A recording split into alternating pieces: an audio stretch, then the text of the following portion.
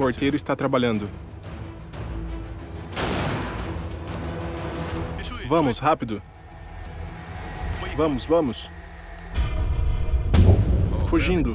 Corre. Abaixa, abaixa. Foge.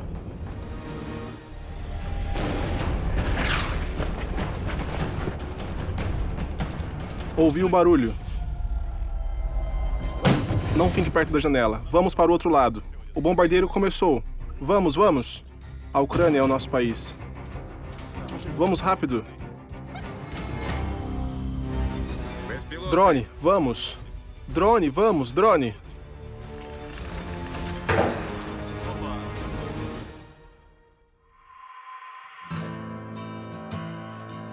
Eu sou Dmitry Komarov, sou ucraniano, sou jornalista viajante.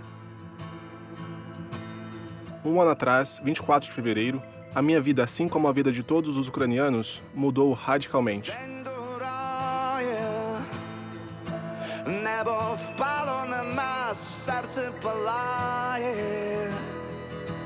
Біль сповільнює час, місто нас огортає, у собі дітей ховає, наших дітей ховає.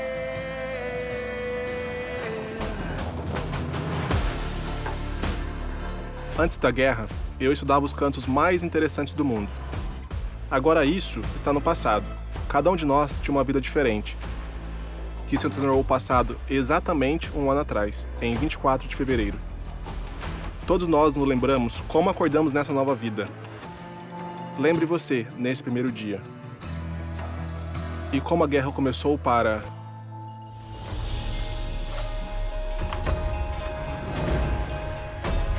Bom dia, Vladimir Zelensky. Bom dia. Um ano atrás, quando você cruzou a soleira, a guerra começou. Foi um choque para todos. A guerra começou. Foi uma tragédia. Pode recordar desta manhã, minuto a minuto, começando do momento quando você acordou? É muito difícil lembrar em detalhes. Recebi uma ligação dizendo que tudo havia começado. Acordamos todos.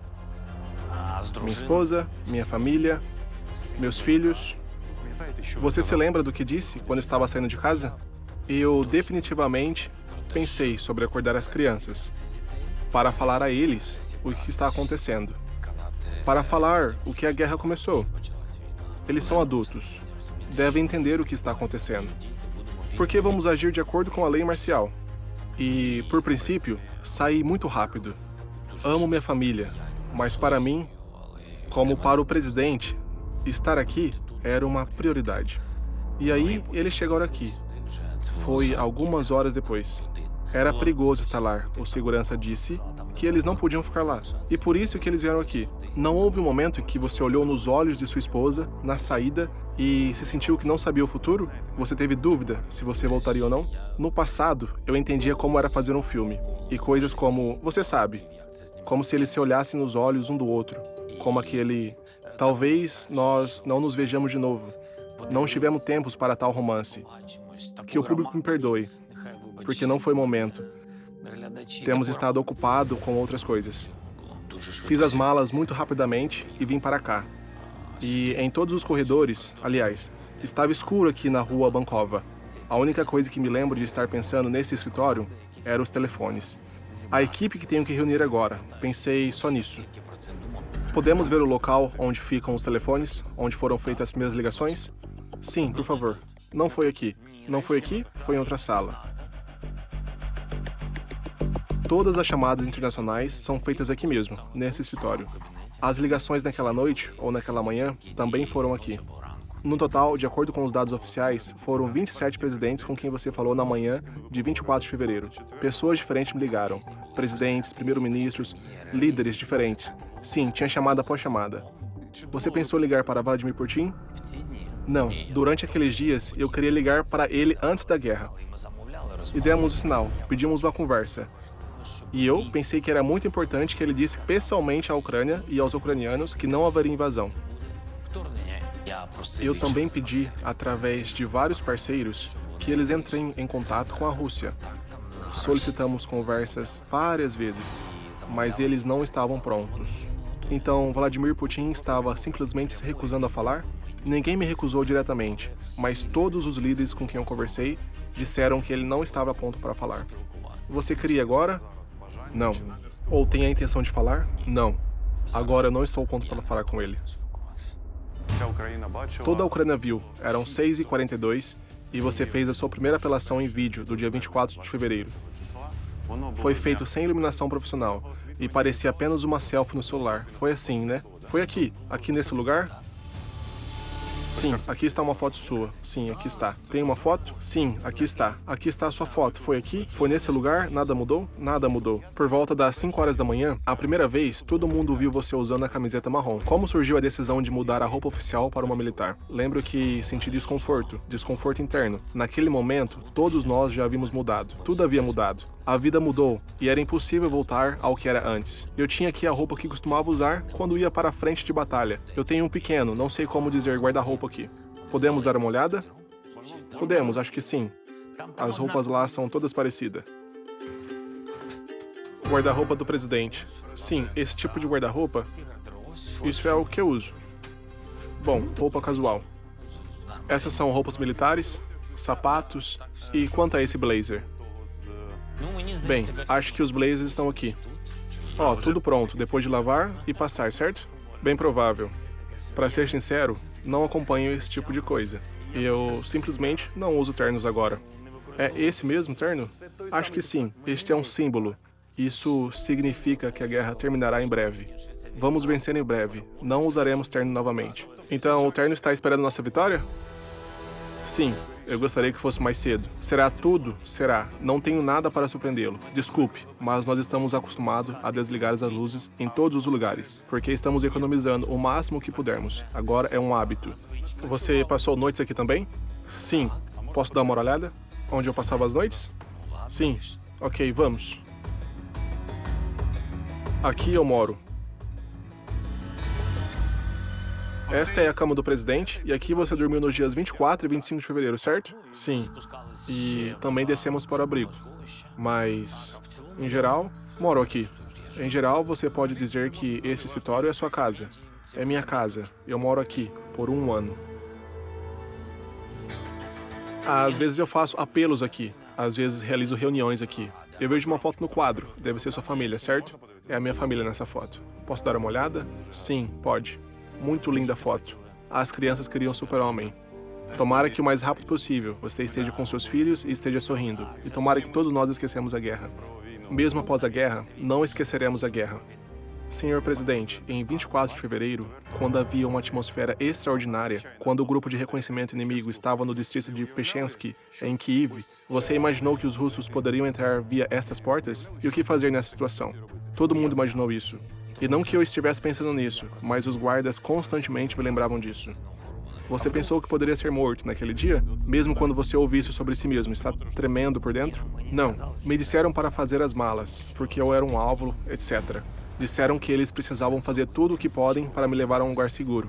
E naquele momento, eu acho que você não estava pensando em outra coisa. Eu não pensei no que poderia acontecer comigo mesmo. Novamente, não se trata do heroísmo. Eu pensei nas consequências da minha partida e o que aconteceria. A responsabilidade está em mim. Se eu sair, ninguém perguntará depois quem sugeriu. Haverá apenas o resultado. Você abandonou o seu estado. Eu acho que você é o traidor. Estou falando com você agora, e não conversamos tão de perto desde a época da sua vida passada. Me surpreende como você não mudou. Você não mudou por dentro, mas você mudou muito do lado de fora. E agora, quando estou olhando em seus olhos, eu quero dizer que eles mostram a dor que você sente. Não posso dizer aos meus olhos o que fazer. É como é. Está tudo bem. Temos o próximo evento. Devemos deixar o presidente ir. Ainda tenho muitas perguntas. Podemos marcar uma oportunidade para continuar? Bem, vamos tentar de encontrar. Combinado? Obrigado.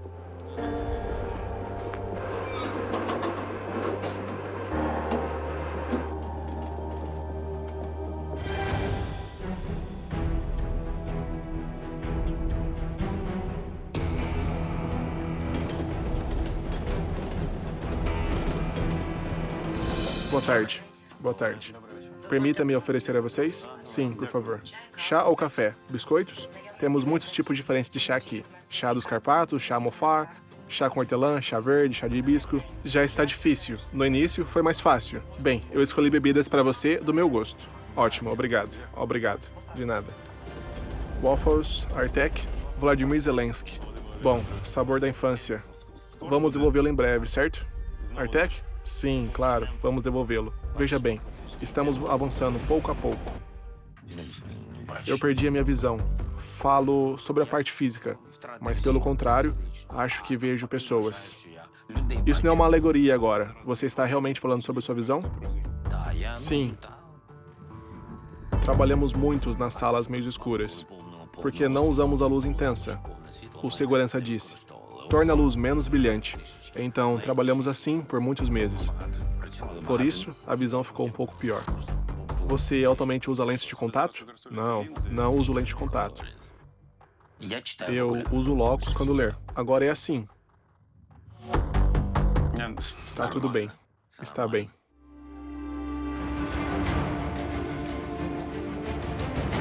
São apenas ucranianos.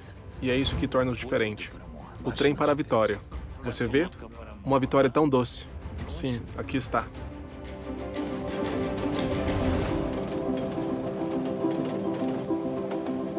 Os russos têm um trem blindado, desde os tempos soviéticos. Você já pensou em ter um vagão blindado? Você tem o normal. Até que você disse isso, as pessoas tiveram a impressão de que tínhamos um blindado. Mas agora que você disse isso, então eu revelei uma informação confidencial do Estado? Mais uma.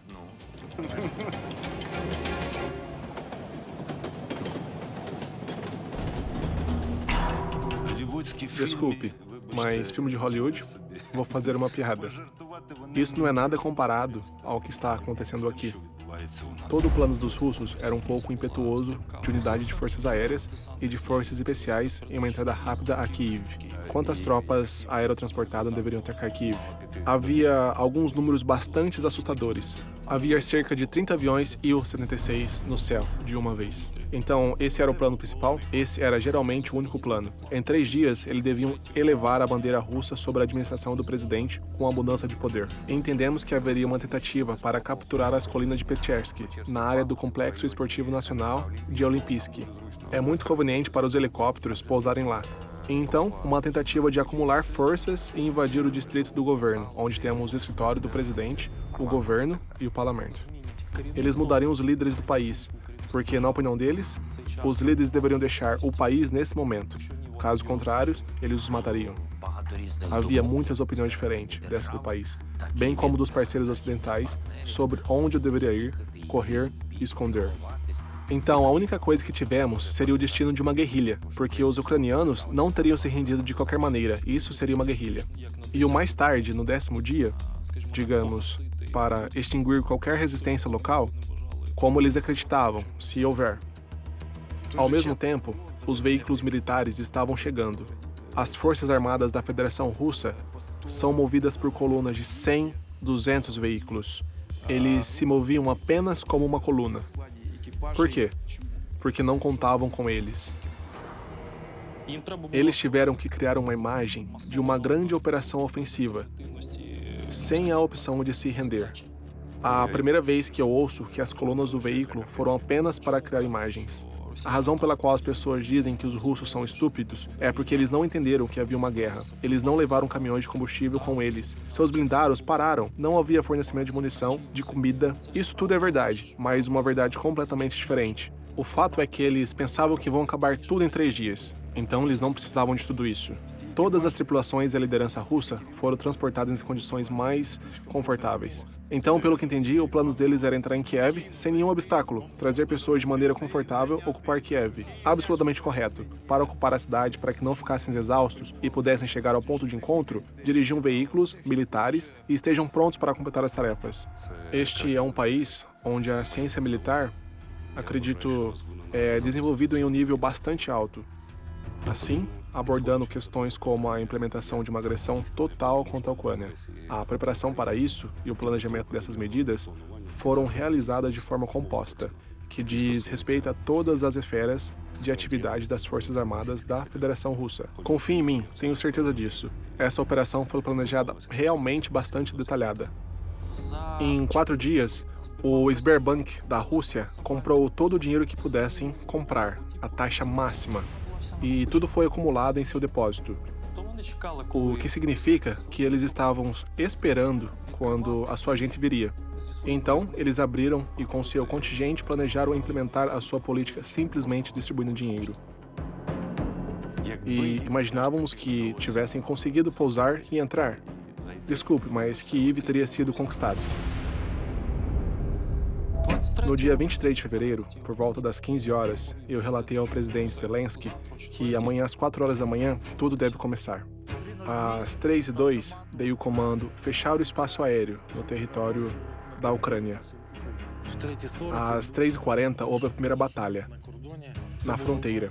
Era a região de Luhansk. Reportei-me a Denis Monastersky, o ministro do interior da Ucrânia. Às 4h05, o general Zaluzhny, o comandante e chefe das Forças Armadas da Ucrânia, ligou, dizendo que tudo havia começado. Em seguida, foram lançados os primeiros mísseis. Eu dei o seguinte comando: destruir todos os alvos dentro da zona de destruição de sistemas de mísseis antiaéreos por sua própria decisão, e fiz o relatório imediato ao Estado-Maior. Eu relatei ao presidente quando realmente entendemos que isso não era uma provocação, mas foi uma invasão militar em grande escala da Federação Russa em nosso território. Eram 5h17 da manhã. Estamos aqui até o fim. Essa decisão foi tomada. Vamos lutar. Estávamos normalmente prontos para matar o inimigo. E não vamos descansar até que eles nos deixem em paz. O mais importante era atrasar o pouso do aeródromo do Hostomel. A situação se desenvolveu extremamente rápido. O inimigo desembarcou suas forças especiais na cidade de Hostomel. Eles imediatamente tiveram grandes perdas. Depois de umas horas de batalha, eles assumiram o controle de nosso aeródromo. E aí a situação já foi controlada pela nossa artilharia. Ou seja, o plano dele falhou no primeiro dia. 8 anos de guerra nos tornaram mais fortes e nos ensinou a lutar. E os russos não esperavam isso de nós. Como os impedimos de pousar os aviões em Borispil, em Juliane? Tudo foi minado, veículos foram colocados de cabeça para baixo. Além disso, despejamos óleo em todas as pistas de pouso. Portanto, o pouso era impossível. Voltando a essa frase lendária sobre um táxi e armas, onde exatamente foi dito? Para quem? Você se lembra? Foi dito ao presidente Biden. O presidente Biden foi, de fato, a primeira pessoa. Parece-me que esta foi a minha primeira chamada internacional. E ele falou sobre isso. Eu não concordei, porque eu sei o que significa a capital para qualquer estado. Se a capital cair e o líder fugir, o estado não existirá mais. Hoje é o tempo histórico para lutar contra este inimigo.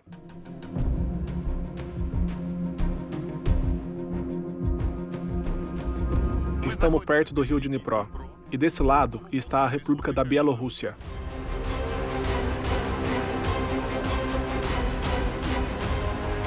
Senhor Serhi, o que aconteceu aqui há um ano atrás? Nós destruímos a ponte? Foi minado por nós, com antecedência, para impossibilitar o uso de veículos militares inimigos e transporte de tripulação para o território da Ucrânia. Agora, a ponte, como você pode ver, não pode ser usada. No caso de uma tentativa de fazer a ponte flutuante, não terá sucesso, tenho certeza disso. Você pode dizer em números quantas rupturas nas linhas ucranianas eram realizadas naquela manhã? Não estamos falando de rupturas, colunas inteiras estavam chegando.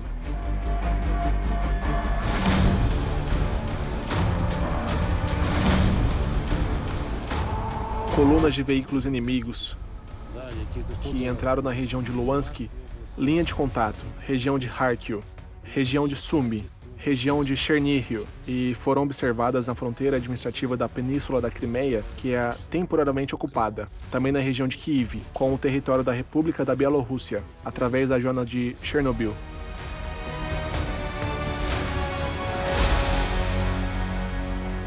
Estávamos em uma situação muito difícil, portanto, nossa única chance era para desenvolver tal plano que nos permitiria infligir perdas máximas para o inimigo no menor tempo possível, para que ele abandonasse pelo menos a realização de suas principais tarefas estratégicas e focar nos outros. Pessoalmente, para mim, parecia que eu estava sonhando nos primeiros dias, algum tipo de realidade paralela, explosões no distrito de Pudyl, em Kiev. Explosões no distrito de Obolun, em Kiev. Tão assustador.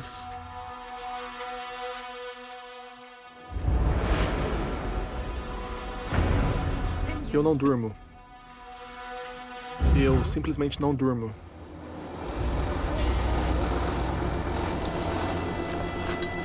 Um míssil atinge o prédio de apartamentos ao lado da casa dos meus pais.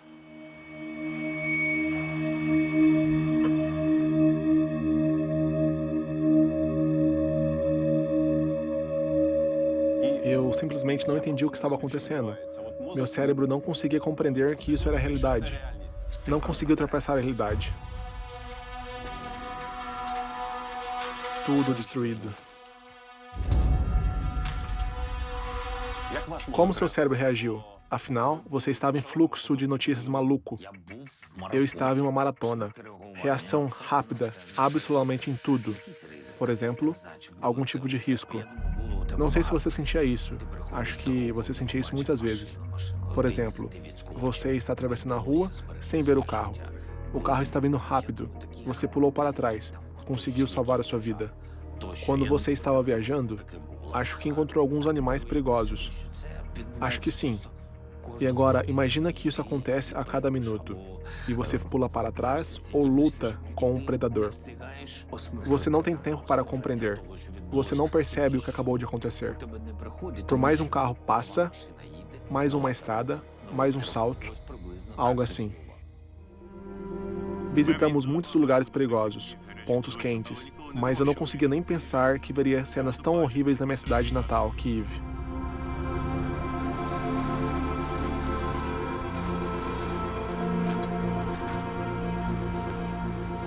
Nunca imaginava que eu tiraria fotos tão horríveis. Nunca imaginava que eu diria o que estou dizendo agora. Será que nós, militares, esperávamos que fosse assim? Bem, eu não poderia imaginar algo assim. Sim, eu vi o que estava acontecendo na Síria. Eu vi o que está acontecendo com a Chechênia, mas eu não poderia imaginar que seria assim mesmo na Ucrânia. É difícil acreditar que isso realmente é verdade. Que a guerra veio daquelas pessoas que se chamavam nossos irmãos. Todos os ucranianos que são famosos na Rússia tentaram mostrar a verdade para os russos durante as primeiras semanas. Estou gravando esse vídeo especialmente para os russos que não acreditam e dizem: mostre-nos o que está acontecendo. Aqui, veja o que está acontecendo. Veja o que um míssil russo fez com um prédio residencial. Eu também tenho um grande público russo. Eu tentava falar com eles. Eles não ouviam. Infelizmente, isso não teve nenhum efeito. E a morte de civis em áreas residenciais da Ucrânia é uma celebração nas redes sociais russas. Você acha que faz sentido apelar para eles? O que eu acho?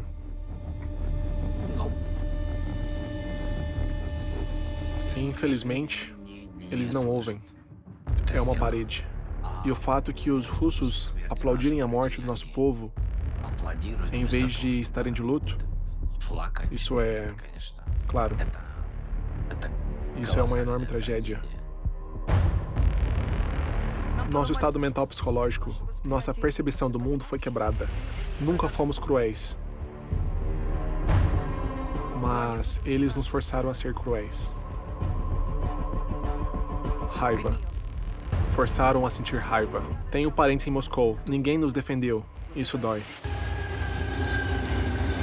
Haverá, definitivamente, um momento quando a fragilidade do regime de Putin será sentida dentro do seu estado. Aí, os predadores comerão o predador. Há um momento importante aqui. Eles precisarão de uma razão para si mesmo. Eles vão se lembrar das palavras de Komarov, de Zelensky, de algumas outras pessoas. Eles vão se lembrar, eles encontrarão a razão para matar um assassino. Palavras muito lindas. É por isso que não acho redundante. Será que vai dar certo? Sim. Quando? Não sei. Muitas pessoas nem percebem quão perto a guerra estava da capital. Quase na própria capital.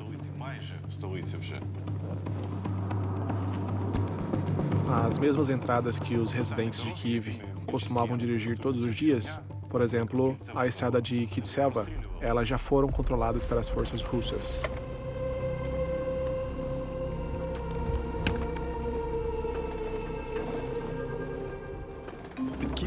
Foi construída a defesa clássica de Kiev e foi combinada com as ações dos pequenos grupos que fazem defesa ativa e realizam contra-ataques. Chegamos até as posições de tiro, perto de Rostomel. Coloca o carro sobre as árvores, de frente para a estrada. Carro sobre as árvores, de frente para a estrada. Apenas no caso de precisarmos evacuar rapidamente. Haviam enormes colunas militares e nós tínhamos pequenos grupos de quadriciclos em caminhonetes. Por que escolhemos essa tática? Como lutar contra os russos? Temos poucas granadas de artilharia, menos blindados, menos veículos blindados. E o que era uma opção, coluna sobre coluna, não temos esses recursos. Então você precisa ser criativo. Na verdade, a história militar, o que mostra que exércitos muito menores, em termos de tamanho e potencial, derrotaram o inimigo. Esta enorme massa armada de mísseis, aviões, canhões, milhões de projéteis, nos levou a procurar uma resposta. A peculiaridade desse trabalho é que o morteiro migra e o inimigo não consegue saber exatamente onde ele está. O objetivo é colocar ele em um ponto onde o inimigo não espera fogo, atirar e sair rapidamente, antes que eles atirem de volta. Saiam, saiam. Fechei. Agora, pare. Pare, pare. Aqui é o nosso lugar para se esconder. Caso o ataque aéreo ou bombardeio, vá direto para o bunker fortificado. Se cair perto, desça para o bunker. Eu fiquei bastante impressionado que era um bunker fortificado da Segunda Guerra Mundial. E havia 2 abuses lá. É um monumento histórico. Quando realizaram este ataque a Kiev, a linha de defesa, em muitos lugares, passou ao longo da linha de defesa da Segunda Guerra Mundial. Nossos soldados mantêm a linha de defesa, que era a mesma durante a Segunda Guerra Mundial. Eu simplesmente não posso acreditar no que estou dizendo agora, mas olhe, a placa diz, aqui em 1941 havia uma linha de defesa de Kiev, dos invasores nazistas, e agora no mesmo lugar, Kiev está se defendendo não dos invasores fascistas, mas da Rússia.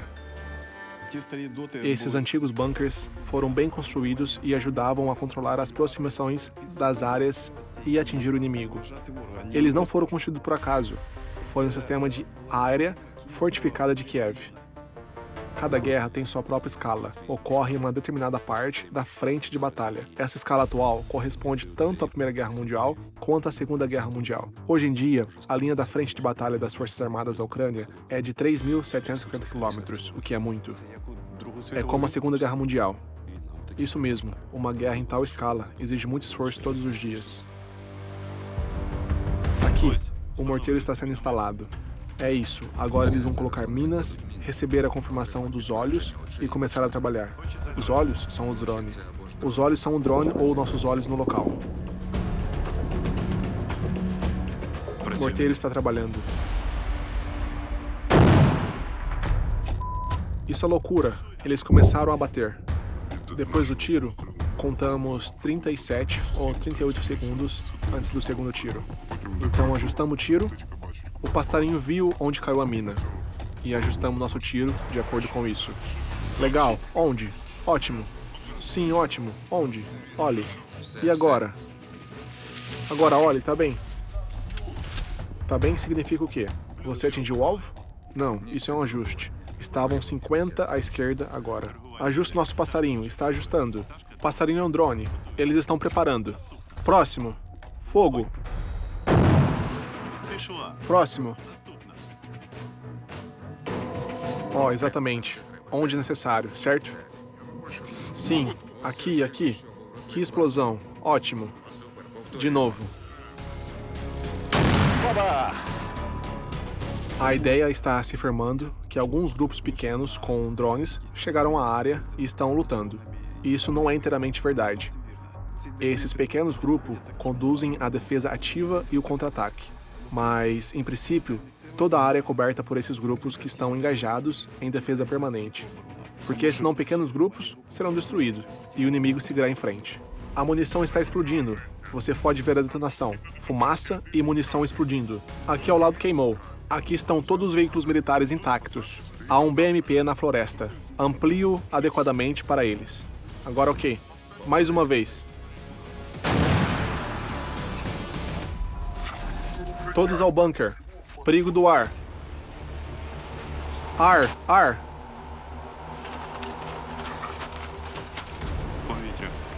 Perigo do ar.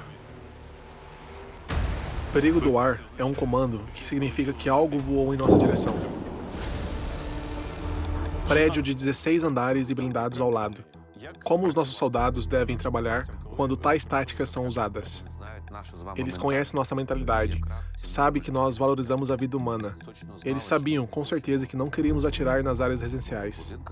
Nós tentávamos fazer um bombardeio pontual para preservar a infraestrutura. E o inimigo usou as mesmas áreas urbanas para proteger seus veículos militares e soldados.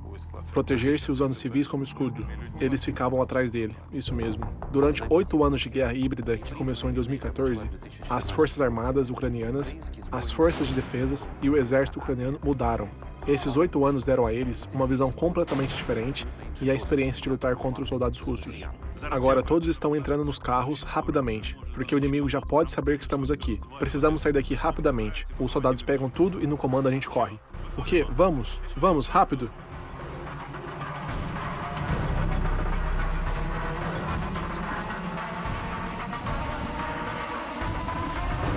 Grave, vamos!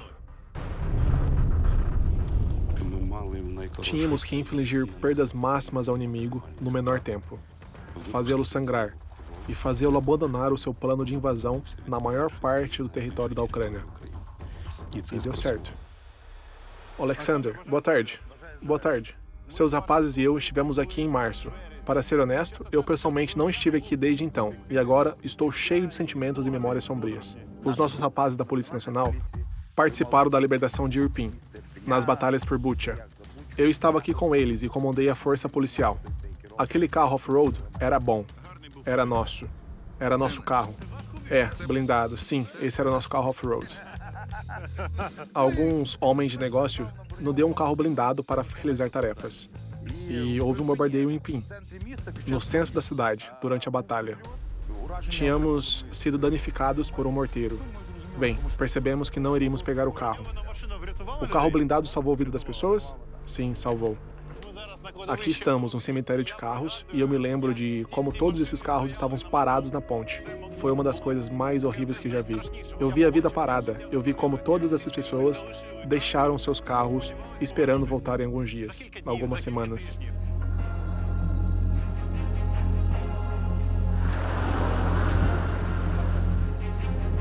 Todos esses carros são de pessoas que tentaram evacuar de Irpin. A maioria desses carros tem vidros rachados. Avalie a escala. São centenas de carros abandonados. A evacuação estava em andamento constantemente. As pessoas tentaram sair por conta própria e o inimigo atirou neles. Aqui, veja aqui. A mina explodiu e parte do carro foi destruído. Que dor de assistir. Aqui você vê, o carro inteiro foi atingido. Muitas pessoas de Donetsk, que fugiram em 2014, viviam em Irpin. É o Armagedon, apenas Armagedon.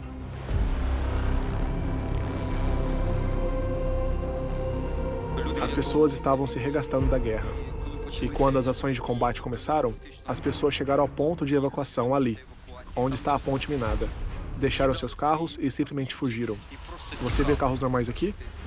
Não há carros normais aqui, infelizmente.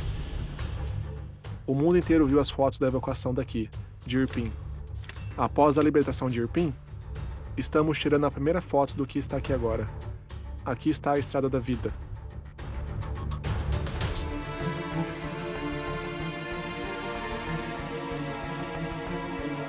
terrível e doloroso. Se essa ponte estivesse aqui, seria fácil para as colunas entrarem em Kiev, porque é uma estrada excelente, uma grande ponte, mas a ponte foi minada. Assim, os planos do exército russo foram destruídos.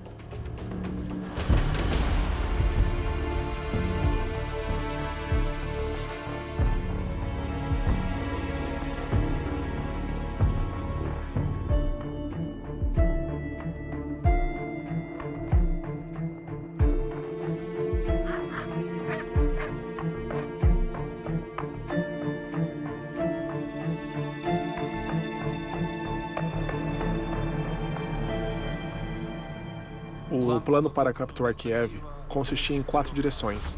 A primeira era de Chernihiv, que se desenvolveu na direção da cidade de Brovary. Próximo era Sumy, que deveria chegar à rodovia Odessa-Kiev. A próxima direção passa pela zona de Chernobyl. E o último foi pela rodovia de Zhytomyr, da fronteira com a Bielorrússia até a rodovia na direção de Odessa. Milhões de espectadores vão olhar de forma diferente para a defesa de Kiev depois de suas palavras, porque pensamos de maneira diferente. Falamos sobre Kiev, pensávamos apenas sobre Bucha, Irpin, Hostomel e a zona de Chernobyl. Agora vemos que não se defendemos Chernihiv, não se defendemos Sumy, não teríamos tanto sucesso na região de Kiev. Sim. O exército russo, naquela época, vinha de 3 direções, incluindo Brovary, Chernihiv. Se eles romperam as defesas em uma dessas direções, então teríamos que minar pontes em Kiev, ou seja, a ponte de Paton e a ponte de metrô. Você pensou sobre isso? Nós pensamos em tudo isso. Elas foram todas minadas, todas elas foram preparadas. Havia unidades necessárias que tinham comando e instruções para destruir essas pontes, para cortar a possibilidade de passar do lado esquerdo para o direito. Você estava moralmente pronto para isso? Sim, estávamos prontos. Olha, tem uma ponte que está no mapa. Ela foi minada. O blindado não passa. Vocês têm blindado, certo? Sim. Travamos um momento exclusivo quando o primeiro blindado entrou em Hostomel. Como ele estava procurando uma maneira de passar, apesar das pontes minadas, vamos fazer um reconhecimento para ver se há uma ponte.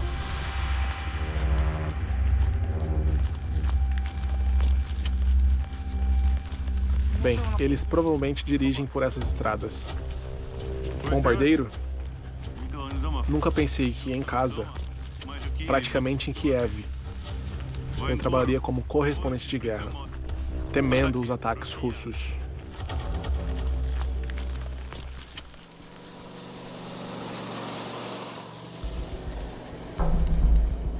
Infelizmente, a ponte não existe mais. Está minado.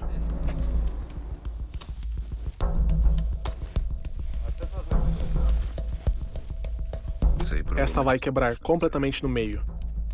Bem, vamos lá ver.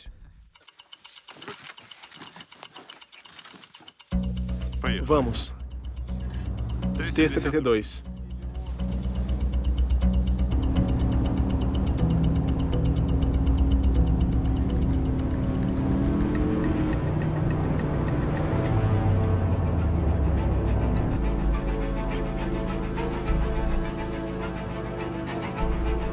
A tarefa é cruzar o rio Irpin, aqui.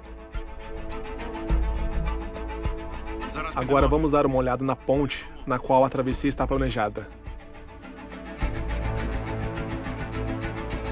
Completamente destruída, sem chance aqui. Olha, há esta ponte. Está totalmente destruída. Vimos como trabalha o famoso combatente blindado, que tem o apelido Adam. Ele luta no meu grupo. Ele é o chefe do grupo tático. Ele executa as operações mais complexas, onde é necessário mostrar criatividade. E ele é bom nisso. Ele ainda está planejando fazer a coisa impossível. Ele vai passar aqui, agora.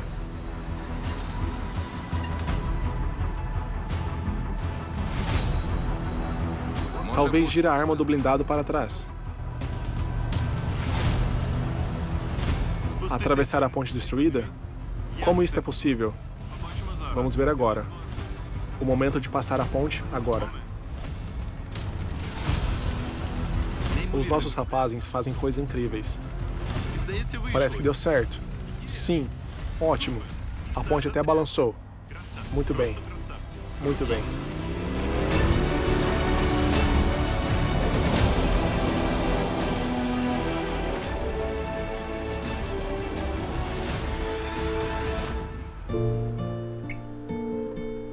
Estou cheio de orgulho, porque, pela primeira vez, depois de mais de um mês de ocupação russa, um carro com a bandeira ucraniana está finalmente passando pelas ruas de Bucha. Bucha está liberada.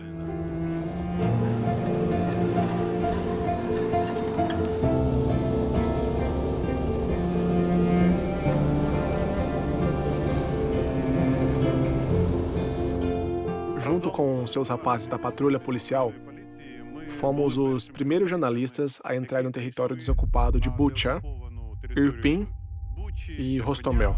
Parecia um sonho terrível, mas isso é a guerra. Isso é a guerra. Esses são os resultados da guerra. Os vidros das janelas estão quebrados em quase todas as casas. Você pode ver vestígios de bombardeios em todos os lugares, incluindo os prédios residenciais.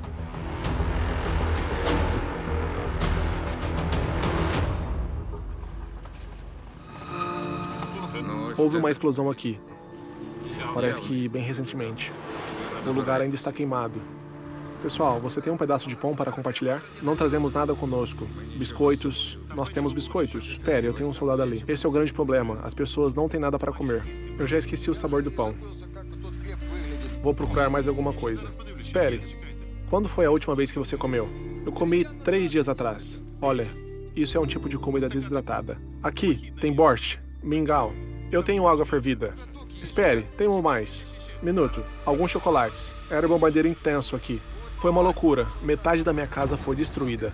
Você pensa por que estou aqui? Minha esposa teve um ataque cardíaco. Isso é um inferno.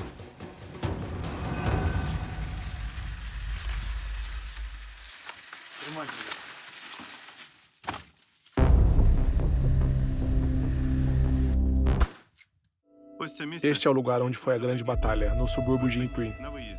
Está tudo destruído.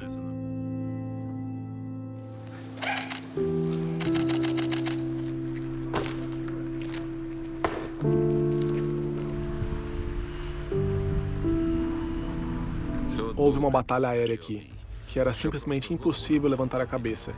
Nosso avião bombardeiro estava perseguindo um avião inimigo e, para evitar ser atingido, o avião russo simplesmente lançou bombas.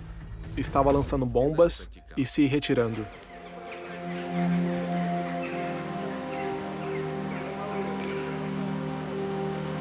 Eu sobrevivi ao aeroporto de Donetsk. Eu não vi nada assim. A maneira da guerra deles é cruel. Eles não se importam com os civis. O que aconteceu na cidade? Por que fomos o primeiro grupo a entrar? Foi uma loucura. Quando morrermos, vamos direto ao paraíso, porque já passamos pelo inferno. Eu nasci aqui, eu vivi toda a minha vida em Bucha, e é horrível ver tudo isso. Horrível.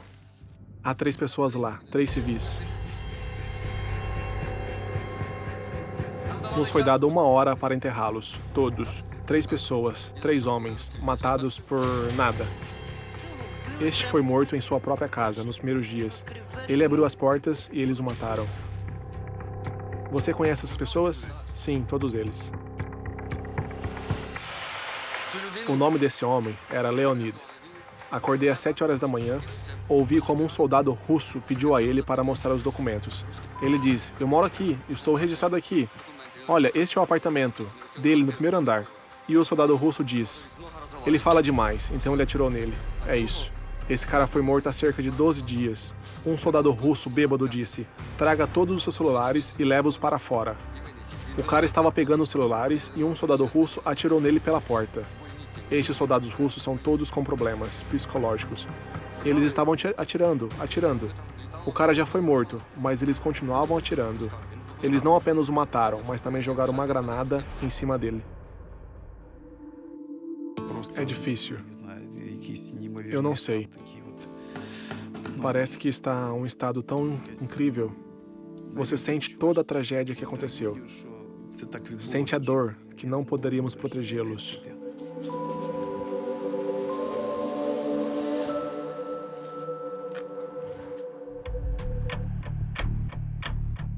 E aqui, vamos para a rua onde a primeira coluna de veículos blindados russo foi esmagada.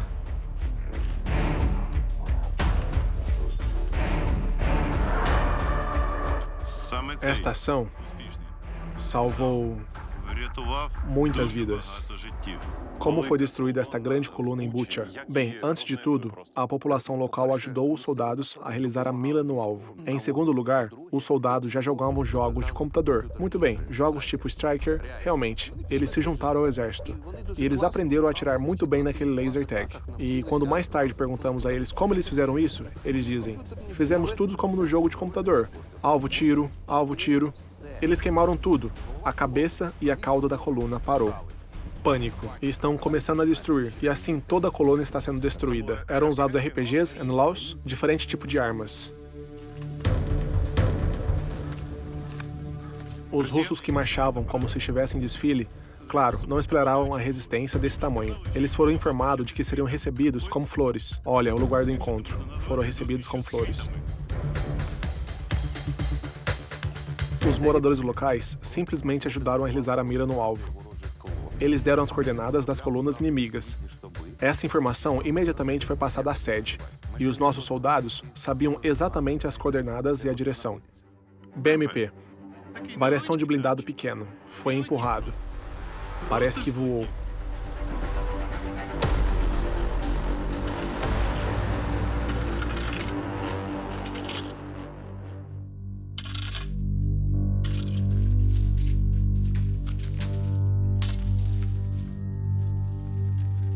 Seria melhor se você não visse tal tristeza.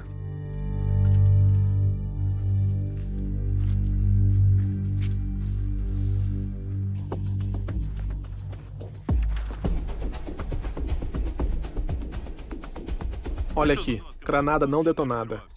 Se você olhar com atenção, eu não vou tocá-lo. Não houve impacto na cápsula, quero dizer. Um bom toque e ela vai detonar. É muito perigoso aqui. O nosso país agora se chama o país mais minado do mundo. Este problema permanecerá por anos, por décadas. Tenha cuidado, preste atenção ao caminho. Dima, você quase pisou em uma bomba. Em qual? Nesta. Detectamos minas todos os dias, desminamos todos os dias. Além disso, voltamos a detectá-los nos locais onde já verificamos. Bem, há uma quantidade enorme de trabalho, e estamos até aumentando as unidades de técnicos para desminagem. Eles vão abrir a porta. Esta é a corda com qual eles abrirão a porta. Caso haja um cordel de tropeço. Por favor, fiquem atrás do blindado.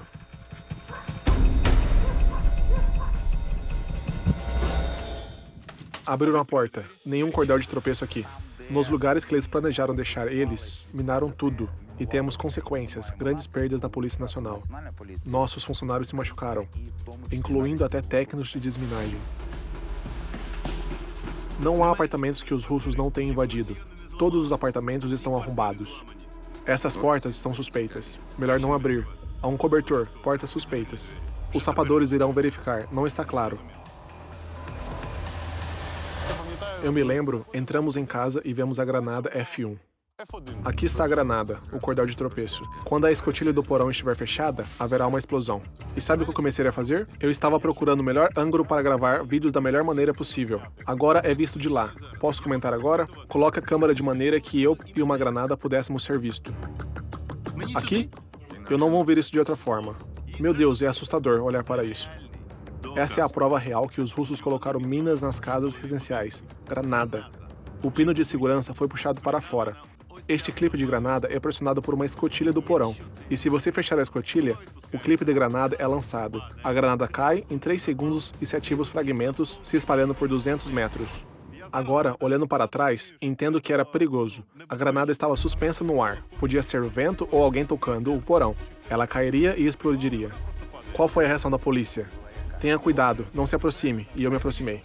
A questão é que isso podia causar morte de você, da polícia, de outras pessoas ao seu redor. Ou podiam ser feridos. Você precisa entender um pouco sobre a sua própria segurança e a segurança dos outros. E, portanto, recomendo não fazer isso novamente. O que vocês vão fazer agora? Estamos tirando uma pequena sacola e vemos como a granada está fixada. Melhor sair? Sim, por favor.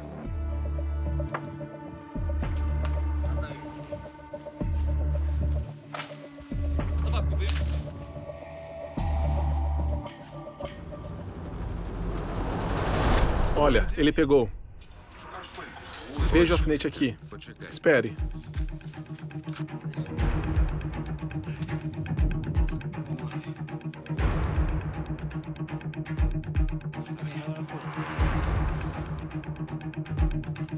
Fechou? Posso dar uma olhada?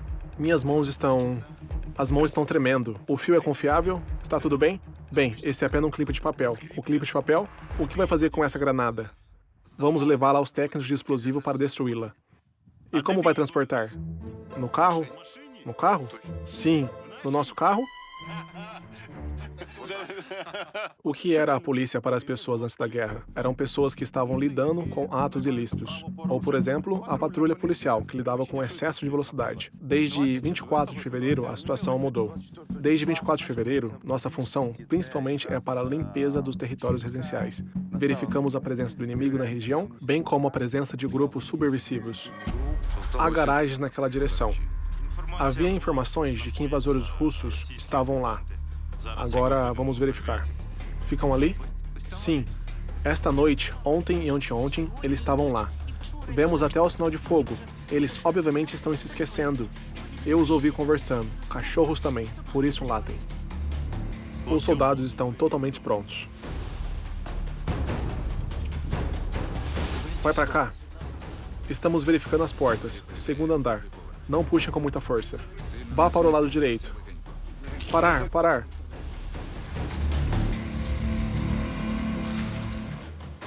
Pare. Pare. Levante as mãos. Levante as mãos. Vá para a parede. Para a parede. Por quê? Você quer me matar? Vá para a parede. Tudo seja ok. Vamos resolver tudo. Você tem o passaporte ucraniano com você? Tenho.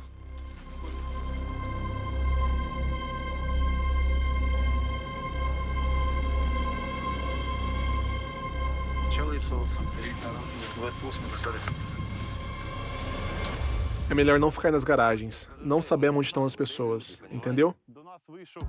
Observamos um homem que, ao ver as pessoas fardadas, ficou com medo deles. Suas mãos tremiam e ele dizia: "Você vai me matar? Dê-me um cigarro se tiver." Tem cigarros? Durante o processo de verificação, você disse a frase: "Você quer me matar?" Eu estava assustado, porque os russos estavam atirando nas pessoas. Meu amigo foi matado desde o início. Eles o mataram e o enterraram atrás das garagens. Por 5 dias, eles não me permitiram se aproximar do corpo. Ele diz: "Eu não sei quem é vocês, porque os russos mataram." Os 2 soldados com arma apontam com o dedo que venha para cá. Eu digo a eles: "Sou civil, olhe para a camisa que estou vestindo. Sou um civil." Mas ele continuava mostrando. "Vem aqui." Eu digo: "Talvez não seja necessário. Deixe-me ir embora." "Não, vem aqui." 2 soldados russos. Sim, comecei a correr em zigue-zague. A bala atravessou o ombro e arrancou meu couro cabeludo.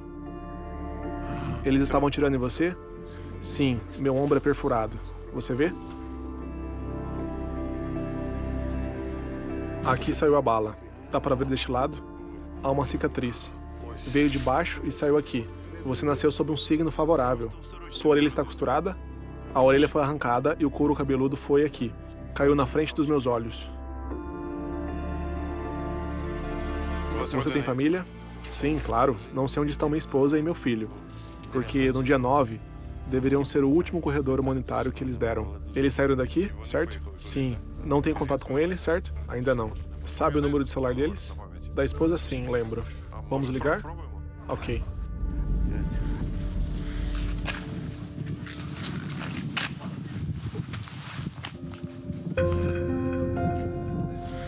Há sinal? Não. Você sabe o número de mais alguém? Sei da minha mãe.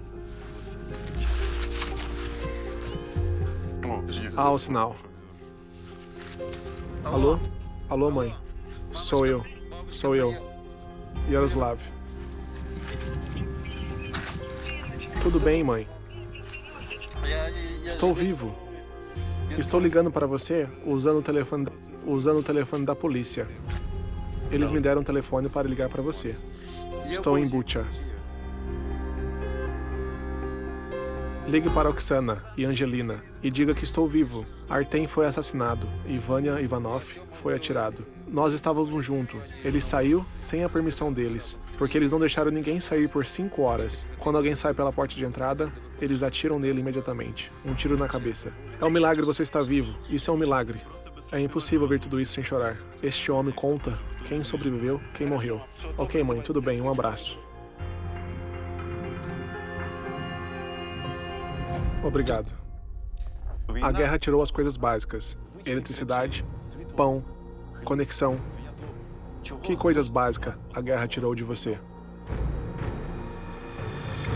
Muitas coisas morais. Antes da guerra, era assim. Quando você está olhando para uma pessoa, mesmo que seja um inimigo, e você acha que precisa dar uma chance a eles, precisamos ouvi-los. Talvez essas pessoas não saibam a informação real, e essa informação flui sobre eles. E não é culpa deles, mas na verdade, é culpa deles. Você apoia a guerra, você é um assassino. Isso é verdade. Essa guerra mata pessoas. Você apoia isso? Você é um assassino.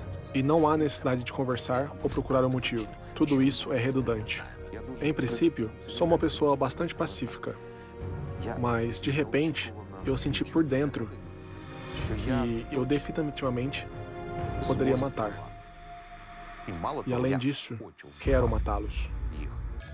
No dia 1º de abril de 2022, acho que foi a expedição mais terrível da minha vida. Uma expedição a Bucha. Horrível, corpo de civis.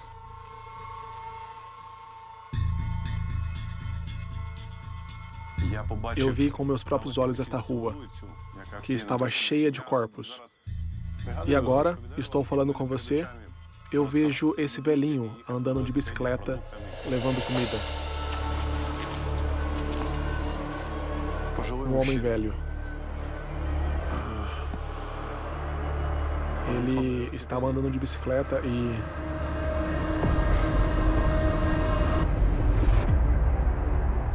Que horror. Tantas pessoas mortas. Horrível.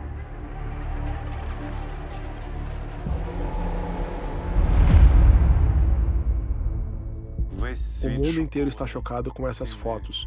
E Vladimir Putin diz que é uma farsa. É uma provocação. Ele é um tirano. Um homem horrível. Você deve aceitar os resultados de suas ações.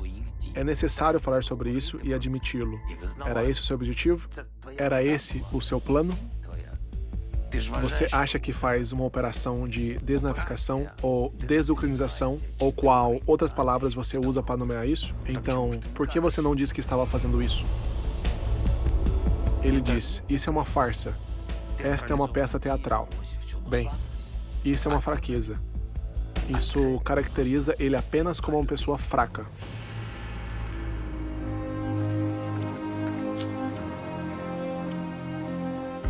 Um homem morto. Outro homem morto. Que horror. E aqui, veja, outro homem morto. Horrível. E aqui, no meio da rua, que pesadelo. Meu Deus. Que inferno.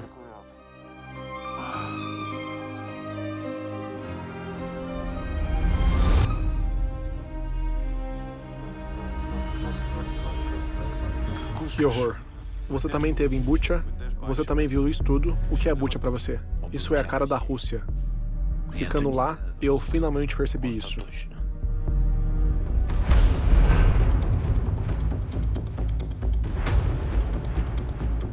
Mãos atadas.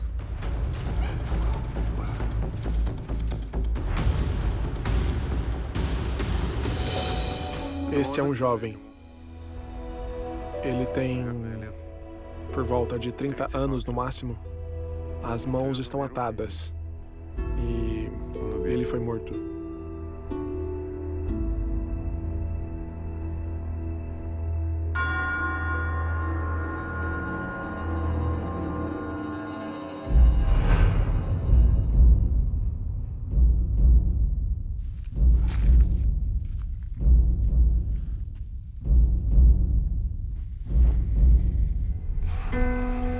Tento reunir meus pensamentos de alguma forma. Eu não sei como.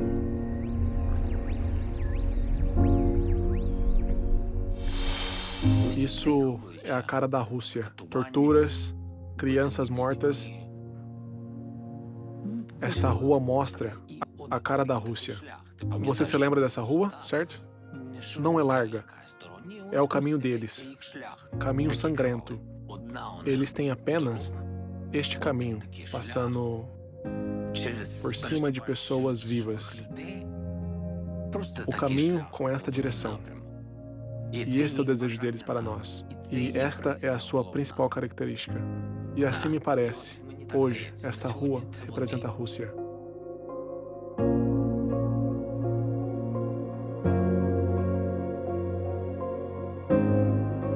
Naquela época, pensávamos que Bucha era a coisa mais terrível e ainda não sabíamos sobre as torturas de Balaklia.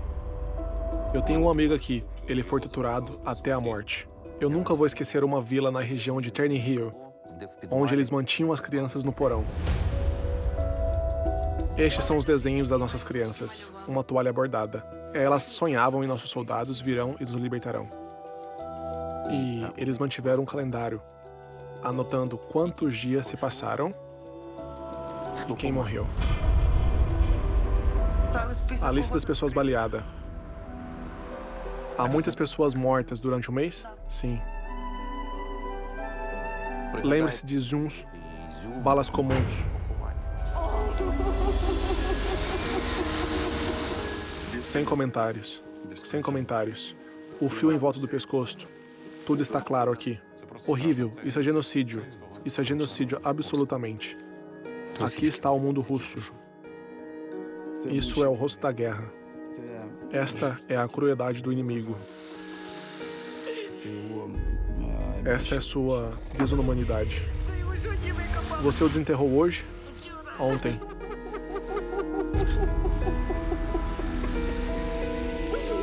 E ainda não sabemos muita coisa. Ainda não entramos em Mariupol. Isso mesmo. Não haverá demônios suficientes para cozinhá-los todos no inferno, entendeu? Eles são animais. Хочеш забутись, та силикатма згадуєш лютий, а дому нема, замість дому війна. 0431 2402. Vamos ver o que acontece no futuro. O que você acha? O que vai acontecer? Lutaremos até o fim, até a vitória. E tenho certeza que vamos vencer. Porque se eu não tivesse certeza, eu não teria passado 8 anos da minha vida nesta guerra. Вічності стане всі, мужності буде сповна, нам посміхається.